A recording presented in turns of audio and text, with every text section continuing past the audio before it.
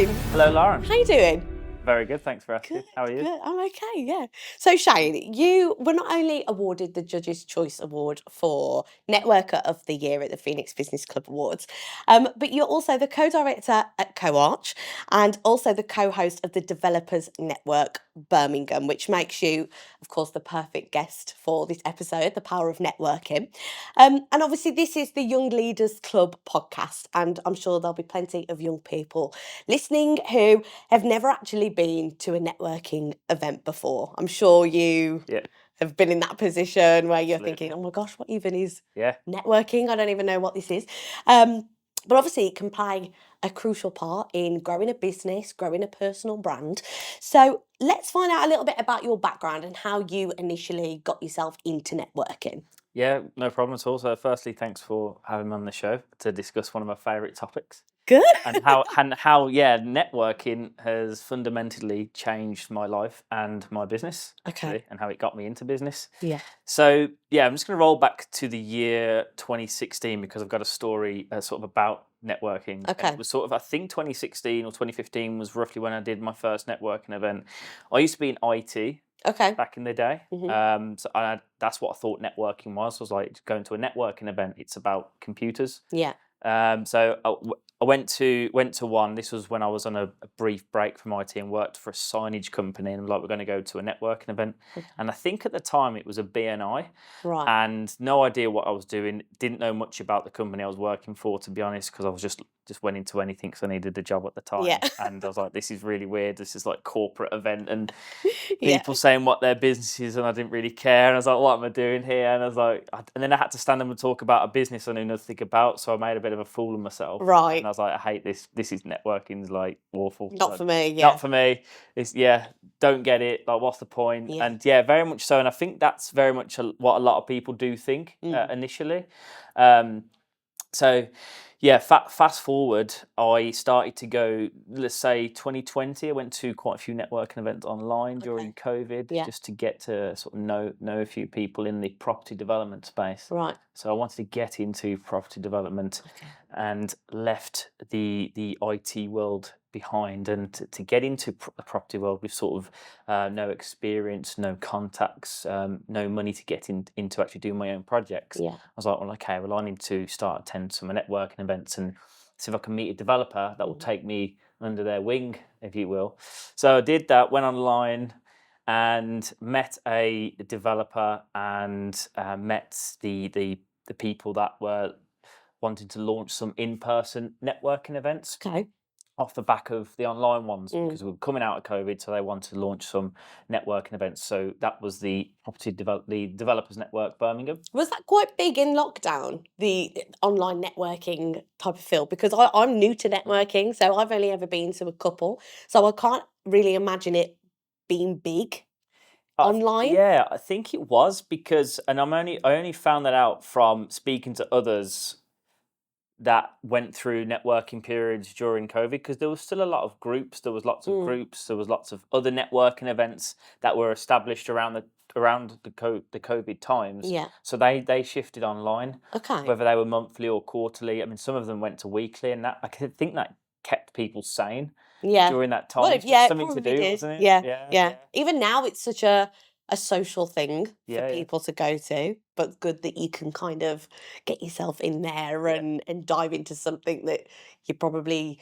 unfamiliar with. For me, that was what it was. So Yeah, definitely. And so that's very much like what it was. It went from online, and then they wanted to bring some in-person networking events. So Birmingham was a location they wanted to open up. So I was like, okay, this is my opportunity to get out my IT job yeah, and get into the world of property development. But the thing was, I hadn't done a development project. So who am I to stand up in front of a room full of property developers Yeah. and talk about developments? I mean, I can educate myself. I know all the theory side of things, and I know certain people in the industry I can probably pull together. But the provision was I can launch the event, that I get a co-host that has done developments and is a property developer. Yeah. So that's what I did. I went and found, he actually found me. He called me out the blue about 3 months after I wanted to launch it.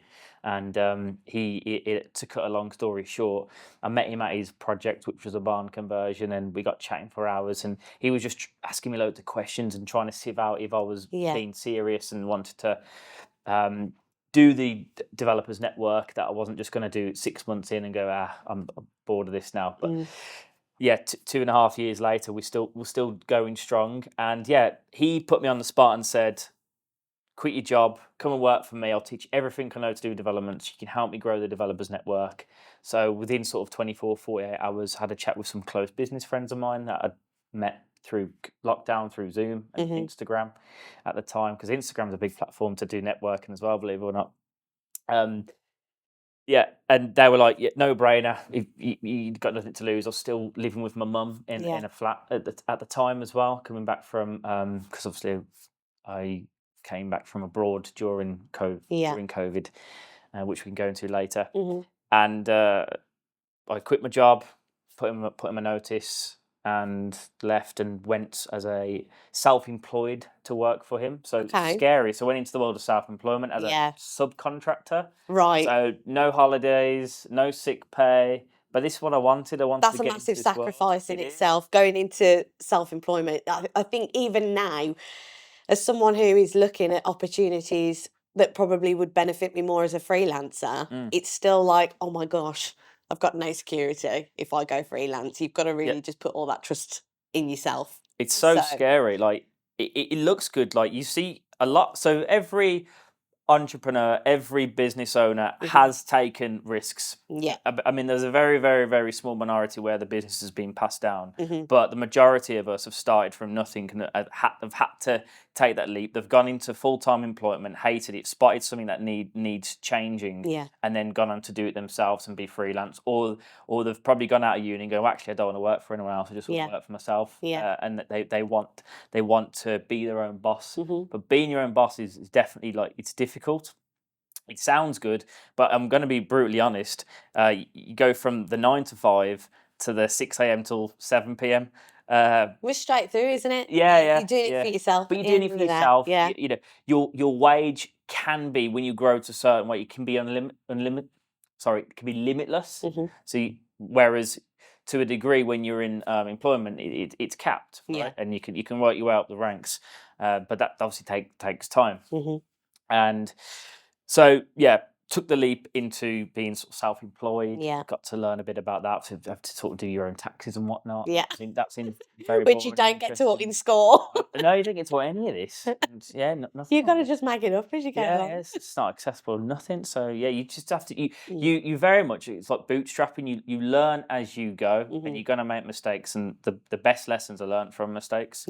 Very much so. And so it was very scary. The scary decision, and it was uncomfortable at the beginning, but then, you know, as time went on, it got more comfortable.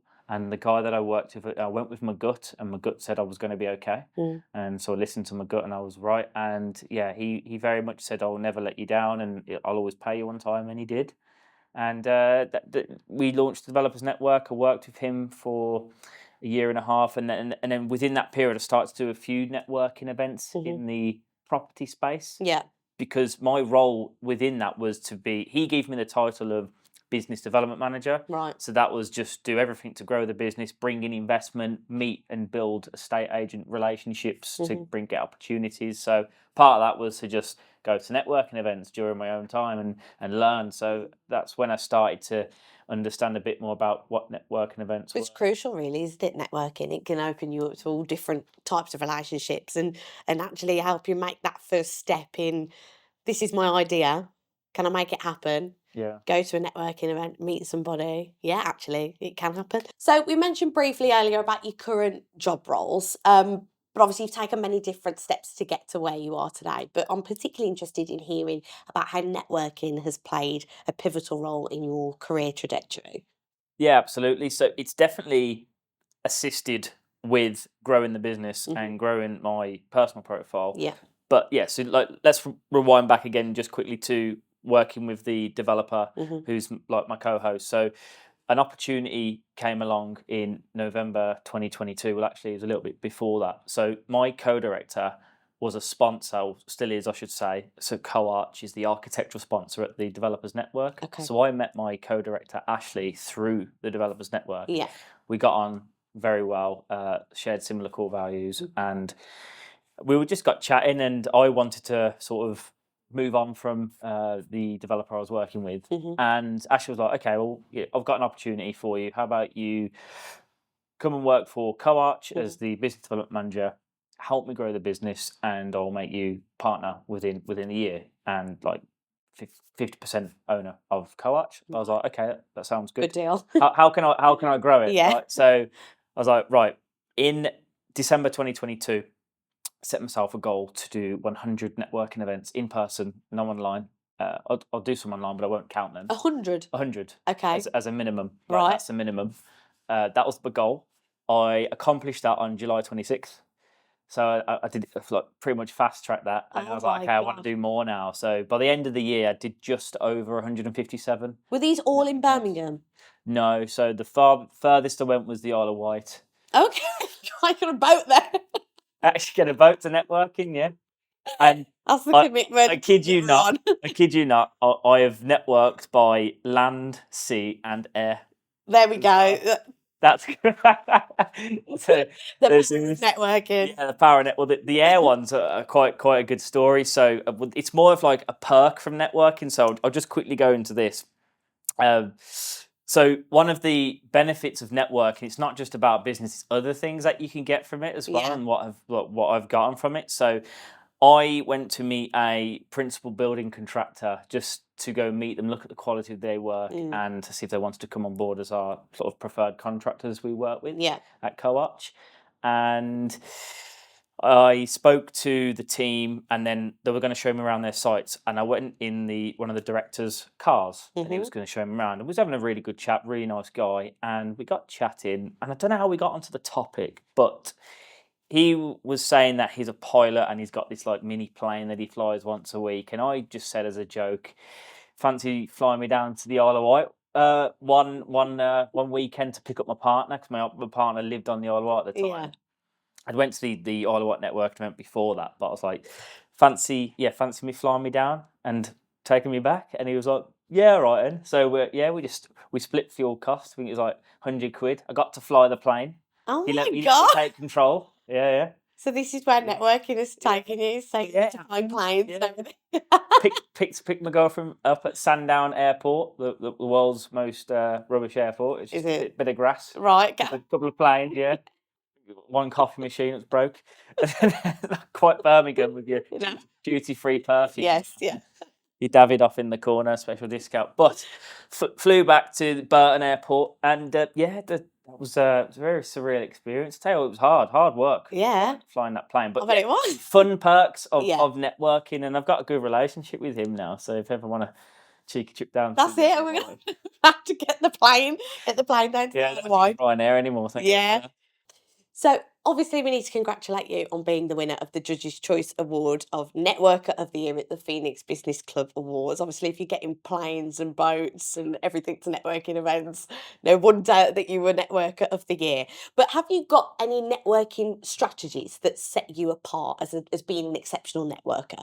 Absolutely. So I learned a lot during those 157 events. Yes. And I think very much so is that there's quite a few things, and I think I'm just going to like list them off. So like definitely like be a nice person, be genuine, and it's all actual common sense stuff. Actually, it's be genuine, be genuinely interested in what the other person is talking about, their business, be interested in it. But actually, the one thing that had changed my mindset the most is actually how you can help other people in that room. Right. So walking into a networking event and thinking, right, I obviously know what I want to get from this network, but how can I help other people get what they want? Yeah. Because I think it was, might get this wrong, but Dale Carnegie, who wrote How to Win Friends and Influence People, he was saying if you can help get others what they want, then they will help get what you want. Okay. And it's just as natural human beings, when you do something kind for someone or you help someone, we're inclined to do it back. And that there is called the law of reciprocity. Okay. So and I've lived by that law since probably third through my networking journey last year. So very much so, I go into the mindset, and I do it when I Zoom calls with people or I meet people networking. I'll go in and introduce myself. I'm like, hi, I'm Shane. How you doing? What's your name? Brilliant. Tell me all about your business. Great. Mm. And then once they start talking, I ask more questions, Mm. really try to get an understanding within the short time we have. Yeah. And then I'll say, so who would you look to meet here tonight that could potentially like change your business? And they'll go, oh, well, to be honest, at the moment, I'm looking for not don't need to change my business right now, but I'm actually looking for a plumber at Property Network.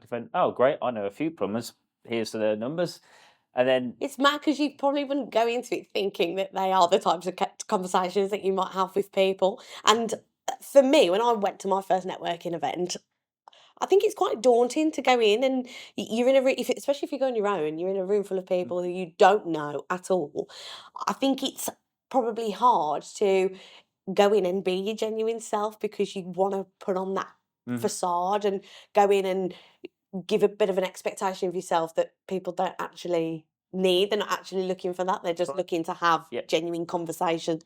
that's right, and very much so. I understand network can be daunting, and believe it or not, I still get anxiety Yeah, going to networking events when we go into. I go on my own solo, yeah, packed room full of people. yeah.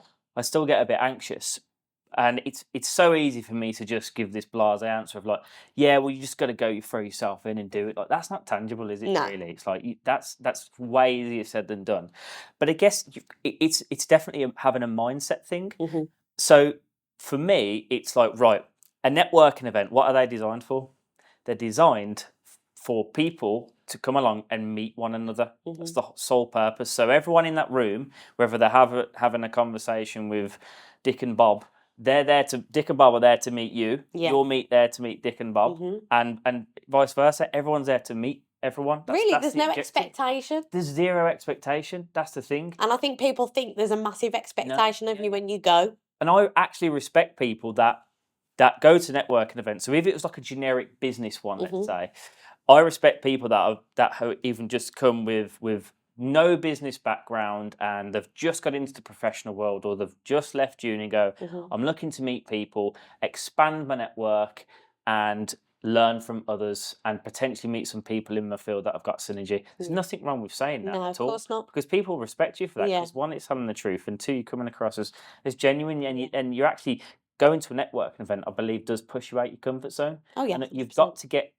comfortable with being uncomfortable. And you've got to get Exactly. uncomfortable to get comfortable Yes. as well. And Yeah. it's don't get me wrong, absolutely, it's way easier said than done. Yeah. But just want everyone that's listening to this to know that I still find it a little bit uncomfortable at times. And if I can do it, if I s- If you feel if I uncomfortable. still feel uncomfortable after the amount of the networking I've done, Yeah. then yeah, you're okay. You're gonna be okay.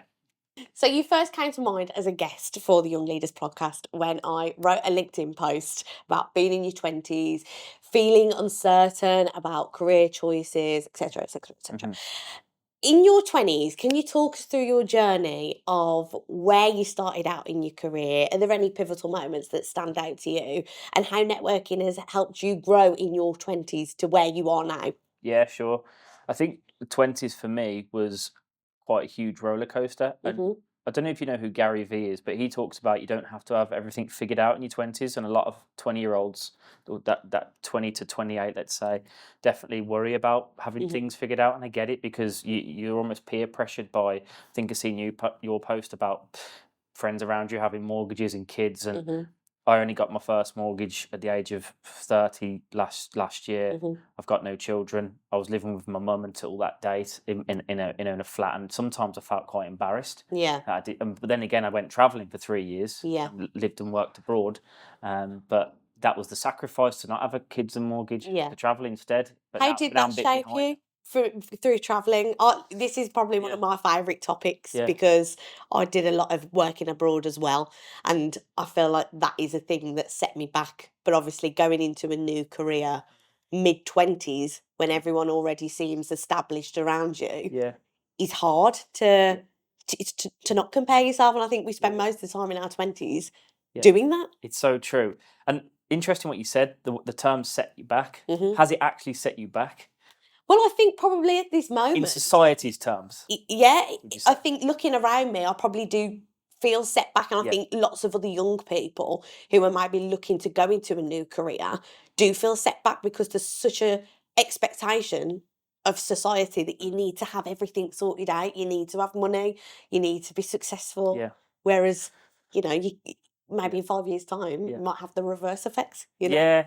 I think it's like a mindset, cultural thing, isn't it? In this country, and it being in a sort of capitalism country, Yeah. we definitely have we get this pressure, like you have to be in this like corporate ladder and earn this amount by this age, and I'm still not a massive higher earner. It might look like I am with all this business I'm associated with, but I'm not. So sometimes I feel these effects. Yeah. But like it's very much like you've got to do you. If you want to travel for to 5 years, then start. I mean, people start businesses in their 40s and 50s. Yeah. I always remind myself of someone like Colonel Sanders. Yeah. That very much old school, but he started his KFC business. I'm sure it was in his 60s. Yeah. So it's like we have time, and most millionaires don't become millionaires till their 50s. You're only seeing what's on social media, and 95% of that's nonsense anyway. People living their best lives in Dubai. No, they're on holiday on a 2E deal. Do you know what I mean? Yeah, well, this is the thing, It's hard when it's in your face. Yeah, 7 it every really puts the pressure on you to feel like there is an expectation of you, and if you're not doing well, or if you are doing the unpaid stuff and the internships and building on your craft, it's kind of like, am I ever going to get the money in? It's a massive cause of anxiety, and that's the majority of my early 20s was just an anxiety path. I was working in schools as an IT technician, earning like 14 grand a year, like rubbish wage, but I was trying to build myself as being an international DJ on the side. So I was producing music. I did have a couple of international gigs. I got some records released. Didn't earn a bean from any of the records, of course, because I mean, there's one record that I got signed. I get quarterly statements. That say I won't get paid till it reaches 50 quid. I think I'm at about £2 at the moment since 2015. So I'm nearly there. Yeah. £48 to go. So it's the gigs that get you the money, right? To Dubai with your 48 I know, quid. can't wait. Yes, quids in. So yeah, I got a lot of anxiety because I used to worry too much about the future. Because again, I had these pressures around me of earning this money, and like I didn't want to do anything else but DJ and make music. But then the scene itself was quite difficult. It was cliquey. I wasn't one of these ones on the side that want to be involved in some of the stuff that goes on in the after parties. That wasn't me. I was more focused for the music. But if you weren't hanging around with those people at the after parties till 5 a.m, it's like you weren't in the clique. And I found it really difficult, and that caused me a lot of anxiety. And then I was off work for a little bit because of that, and then broke up with my 5-year relationship, which spiraled me a little bit. And I was like, where am I going with my life? Yeah. I think so. Come to 2017, a friend of mine at the time, his granddad passed away and he got some inheritance. And I just got a new job. I'd been with my girlfriend at the time for 1.5 years. And I was still very much really quite unhappy. And I was like, what am I doing? And he was like, do you want to come to Australia with me via Asia? And I was like, no, I want to focus on my music. And he's like, well, just come with me. Go grab some food uptown, go to STA Travel. And anyway, I was like, yeah, sound. Went in there with him. An hour later, walked out of a one-way ticket to Australia. And then that night, I had to tell my parents that I was leaving the country in 4 months' time. I had to break up with my girlfriend, and I quit my job. Oh my gosh. I know. I think my parents thought I needed help. They thought I needed help. I probably did have a mini mental breakdown. I just wanted to get out the country. But how good was that time? Yeah, it changed my life. I was going to say, that shaped you to who you are now. Absolutely. Because you have to, I think because I was leaving and I didn't have a care in the world, I was always a saver, so I'd save for like years and years. So I had a little bit of money behind me. To be truthful, I'd saved since I was 18 from every job, and it wasn't a big spend. And I had about 10 grand to take with me, roughly. But that took 9 years to save up, something like that. So yeah, I left to go travel, went to Asia, and because I went in with this, and I actually left with a book. My sister bought me a book to leave with, and it was like The Subtle Art of Not Giving a by Mark Mansell. I swear on this podcast, so I'll keep it PG for now. It's a great book. So I read that, and I was just like, you know what? I'm fed up of being the nice guy. I'm going to be a bit of a I'm gonna say it. I don't know another word for that. In a nice way, but a nice and just all the young leaders. Sorry, Beep that out. Beep that out. I couldn't think of another word, but like No, I know what you just mean. I was so frustrated, and I was being too nice, and I was like, I need to venture a bit and get out there and get out my comfort zone. So I was, and I did that. Travelled, I did lots of nice things. Got involved in the cultures. Tried to learn some of the languages, and met some amazing people. Did that for 4 months, then moved to Australia. Worked probably 20 different jobs across Australia and New Zealand in that 2.5 years. Nice. That time, and did anything from like worked at Fox Studios, Mhm. the stagehand, worked on some TV shows, to labouring, construction. And this is another thing I think for young leaders to know is like you don't have to know everything to start something. Yeah. Like practical's better than theory, right? You learn better doing that. And so, for instance, I'd never worked in a construction site in my life, barely picked up a drill or a screwdriver. Yeah. And when I started in the construction job, because it's the only jobs that are going for a backpacker, right? Yeah. So what you have to do, I mean, obviously you said you've worked abroad. I was like, right, I need a job because I've got rent to pay now, and I'm sort of on my own. So I sat down at this recruitment agency that was construction sector focused, and they were like, "Have you worked in residential or commercial?" Didn't know what those words meant. Genuinely didn't know what resi or commercial meant, and I was like, "Yeah, worked on both." And I put on my fake CV. I've created a fake CV to get this job. It was Nichols Limited, which was my best friend's girlfriend's stepdad's surname. Nichols, Robert Nichols. So Nichols Limited. Yeah, worked on all sorts of sites in the UK. And then they were like, "Can you do this?" And it's like, yep. Started on site a week later, and he was like, "Yeah, can you just use a jackhammer and a demo saw just to cut that steel and clear that rock?" I was like, "Yeah, no problem. I'm just going to go to the toilet." Sat on the toilet watching YouTube videos on how to use these dangerous bits of equipment. Anyone, Shane? I bet there's loads of people who've done that. You've got to fake it till you make it, haven't you? That was a fake. It's probably not the best to do on a health and safety, site. No, But, we don't advise but that. I don't advise that. But I pretty much was like, okay, if I don't do this, I'm not going to get paid. I'm going to have to come home early. So I very much did that. Yeah. And then by doing these things and just sort of, being comfortable with being comfortable to then get comfortable again, that builds your confidence very, very quickly.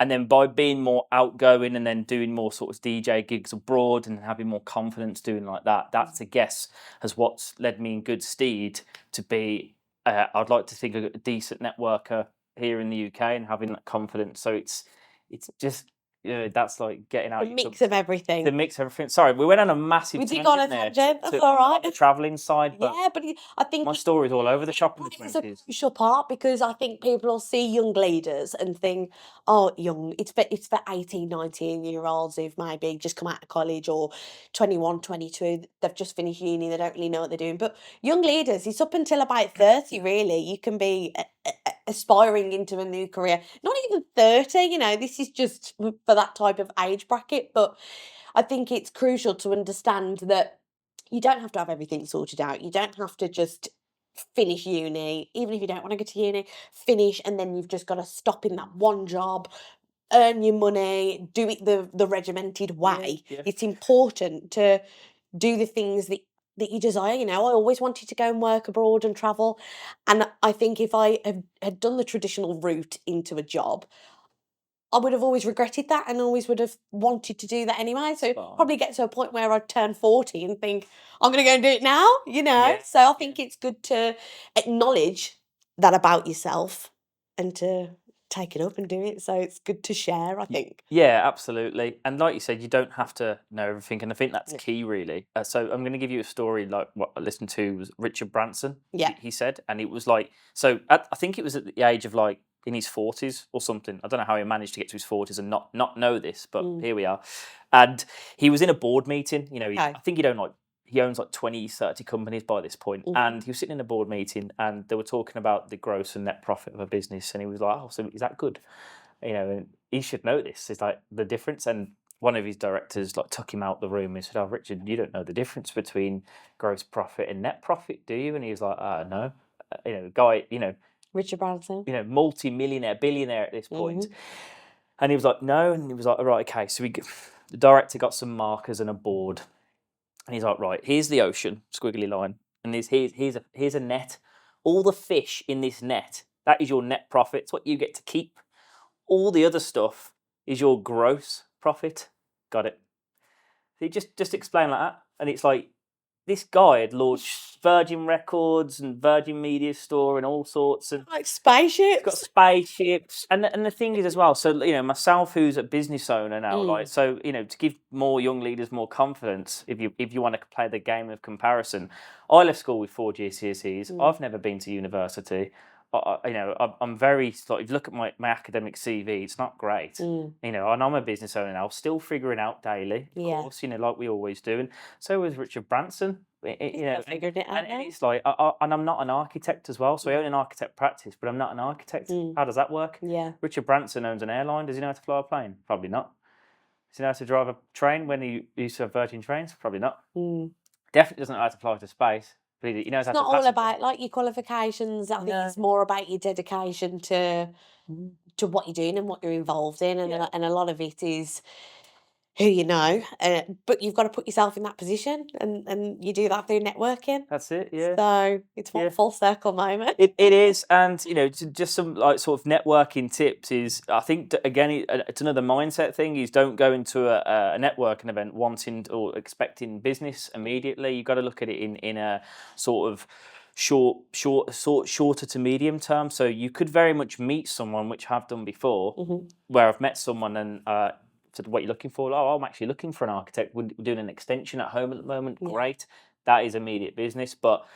I met someone last year in January that was had some pipeline projects, but we've only just signed them as of last month. So that's taken a year Yeah. of meeting them. But I met them at an event last year, so very much can't go in the mindset of like, right, I've got to go and get business, and if I don't, then I'm a failure. It's I think there's a lot of corporate companies that will employ people like the business developers to go to these networking events and expect an immediate result within 3 months. No, Yeah. doesn't Don't work like like that. that. No, it's an investment. That person's salary is an investment into the company. And I think it's about understanding those types of things because, again, like we'd said, school doesn't teach it you. It's about putting yourself in the position where you can learn, which is why I think this platform is good. It's offering Absolutely, yeah. people the opportunity to come and actually have mentors and learn from people who have gone through it. And have been in that position where I don't know what to do. Is this the right path? Yeah, yeah. Learned through others, so it's good to kind of Yeah, ask questions. talk about it. Yeah, speak to the leaders, speak to peers, get advice. There's so much free advice out there as well. There's so many people Absolutely. that want to help and give back. Yeah. And also go with your gut instinct as well. I don't think anyone's gut has ever been wrong. No. Really, we're just too afraid to, Admit go it. with it sometimes. Yeah. Admit it, yeah. So, just to finish off the podcast, have you got 3 tips for networking? Obviously, Yep. you're well established in the networking community, especially in Birmingham. So, for people who are watching who maybe have not been to a networking event, thinking, actually, maybe this will benefit me, what are your 3 standout tips that you give to people? Number 1, don't throw business cards in people's faces without Yes. getting to know their business first. It's rude because that's happened before. Do you know, it's not even about business cards now, is it? The QR Got the codes you QR scan on your codes, phone. yeah, they're great. They are. Yeah. So yeah, don't throw Get on the don't QR. throw your phone in someone's face instead. That would probably hurt a lot more. Yeah. So yeah, like I think it's a matter of number 1, yeah, learn about them. Ask their name, what Yeah. they do first. Learn about what they do, and then if all been well, they will then repay that by asking what you do, and then that's when it's your turn to say. I think definitely don't worry about being yourself.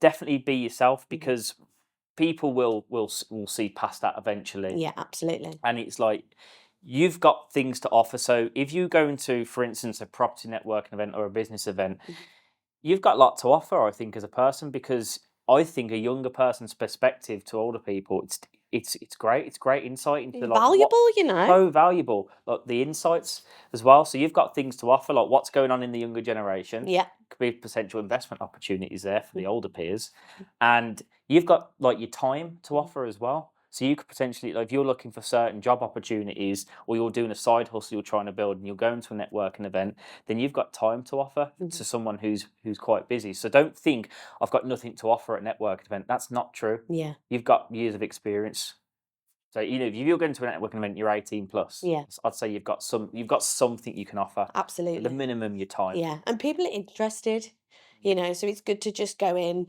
and be open-minded. I went into my first business networking event. I've got no background in business, but people are still interested to hear how creative arts massively plays a huge part in business, and people are still interested to hear about it. So there's things and opportunities that I've come across through business networking events that I never even thought would come possible for it. So Yes, yeah. you don't have to just be involved in business, or I don't know, Yeah, you don't at all. any sort of field. I think it's just throw yourself into it, and whoever you meet, if they're not going to offer you that type of thing, then they're not the right person. Even And if you just just want to keep make going. friends. Yeah, I massive. go to events to make friends Yeah. sometimes. Got friends for life now. All through Yeah, networking yeah, events. yeah. Well, thank you, Shane, for joining me on today's episode of The Power of Networking, and we'll be back with the next episode on the Young Leaders podcast.